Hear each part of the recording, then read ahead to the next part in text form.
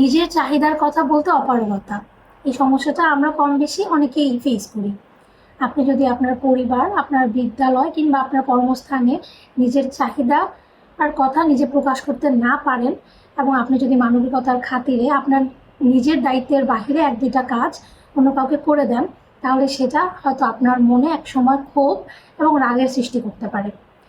এবং সেটা যখন 1বার কিংবা 2বারের পরে 3বার বা 4বার চলে যাবে, তখন সেটা আপনাকে একটু বিষণ্ণতাও দিতে পারে। আমাদের নিজেদের কতটুকু দায়িত্ব বা আমাদের নিজেদের চাহিদা কতটুকু, কিংবা অন্যরাই বা আমাদের কাছ থেকে ঠিক কতটুকু চাহিদা দাবি করতে পারে, সেটা সেই বাউন্ডারিজ দেখিয়ে দেওয়ার দায়িত্ব আমাদের নিজেদেরই। সেই জায়গা থেকে আমরা যদি সবসময় অ্যাসার্টিভ কমিউনিকেশন করি এবং না বলতে শিখি, আমরা যদি অ্যাসার্টিভলি আমি কোন কাজটা করতে চাচ্ছি বা ঠিক কোন কাজটা আমাকে করতে হবে বা কোন কাজটা আমি করব না, সেটা যদি স্পষ্টভাবে আমি নম্রতার সহিত আমি যদি বলে দেই, তাহলে সেখান থেকে আমরা অনেকটাই মানসিকভাবে রিলিফ পেতে পারি।